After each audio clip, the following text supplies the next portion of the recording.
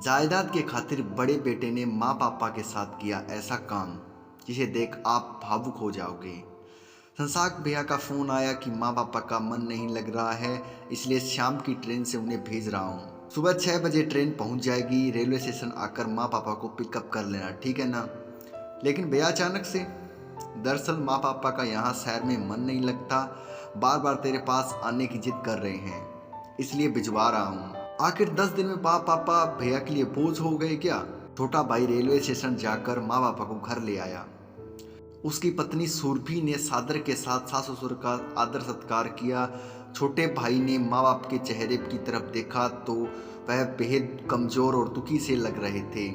छोटे बेटे ने अपनी माँ से पूछना चाहा, लेकिन दोनों के उदास चेहरे छोटे बेटे को देखकर प्रफुल्लित हो गए।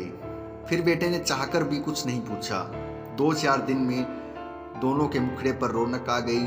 अगले दिन शाम को छोटा बेटा जब ऑफिस से लौटा तो घर पर भैया और भाभी को देखकर हैरान रह गया। उसने भैया भाभी के पैर छूने के उपरांत हालचाल लिया और इधर रसोई घर की तरफ देखा तो माँ व सुरभि खाने पीने के इंतजाम में जुट गई थी। इतने में बड़े भाई से छोटे भाई ने पूछा, अचानक भैया कैसे आना हुआ, कुछ विशेष बात है क्या?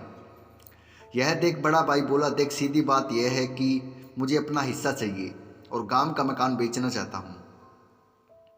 वहाँ के मुखिया से बात हो चुकी है, अच्छी डील है और परसों तक मकान की रकम हैंड टू हैंड मिल जाएगी।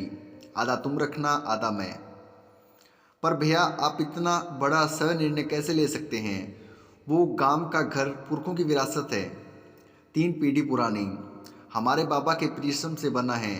आप पापा से पूछे बगैर ही बेचने का सोच लिए हैं? इतने में बड़ा भाई बोला, इसमें क्या नुक्ताचीनी कर रहे हो? गांव के पुराने मकान में कौन रहने जा रहा है? तुम यहाँ जमशेदपुर में बैठे हो और मैं भिलाई में, 2 छोर में हैं हम दोनों। छोटा भाई बोला, नहीं भैया मेरे जीते जी यह पाप नहीं हो सकता। मुझे मालूम है आप रोज़ अपने घर में माँ पापा को तंज कसते थे गांव के मकान को बेचने के लिए। भाभी भी माँ का रहना खाना हराम करके रखी थी। क्या भाभी सही कहा मैंने? इतनी बात सुन भाभी बंगला झांकने लगी। इतने में छोटा भाई अपने मन के अंदर सोचने लगा, भैया भाभी सातिर चाल चल रहे हैं, लेकिन मैं उनके मकसद को निरस्त करके ही चैन की सांस लूँगा, चाहे कुछ भी हो। चंद पैसों के लिए घर नहीं बेचने दूंगा, पापा के हृदय को आत्मसात करने नहीं दूंगा। इधर दोनों भाइयों की बातें पिता बेबस होकर सुन रहे थे। उनकी चुप्पी बयां कर रही थी कि छोटे बेटे की बात से वह संतुष्ट हैं। छोटा भाई बोला, भैया आप दुनिया को दिखाते हो कितना प्यार करते हो अपने माँ बाप से। सब समझता हूँ मैं आपका ढोंग, अपने मन में तो छुरियाँ रखी हुई है आपने। आपको घात मिले तो गला भी दबा देंगे पैसे के लिए। मुझे पता है भाभी कितना दुख देती थी माँ पापा को।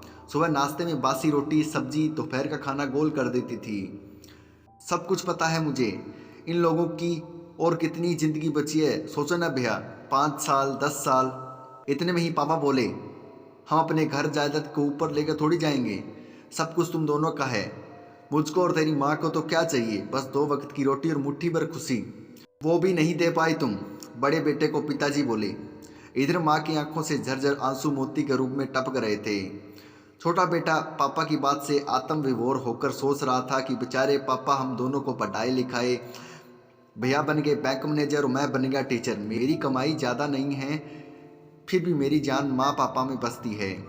बड़े बेटे की बेईमानी बाप को समझ आ चुकी थी। अपना मुंह लेकर वह दोनों अपने घर लौट गए और माँ पापा शांति से अपने घर छोटे के साथ जीवन व्यतीत करने लगे। माँ भी हंसी खुशी सुरभि के साथ रहती और दोनों में खूब ठंडती।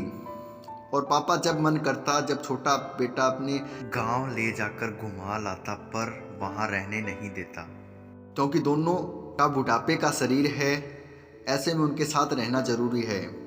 यह कहानी आपको कैसी लगी नीचे कमेंट में ज़रूर बताएं। वीडियो अच्छा लगा है तो लाइक ज़रूर करें और अपने दोस्तों में ज़रूर शेयर करें। अगर आप इस चैनल पर नए हैं तो चैनल को सब्सक्राइब जरूर करें। अगर आप इस वीडियो को फेसबुक इंस्टाग्राम पर देख रहे हैं तो पेज को फॉलो जरूर करें।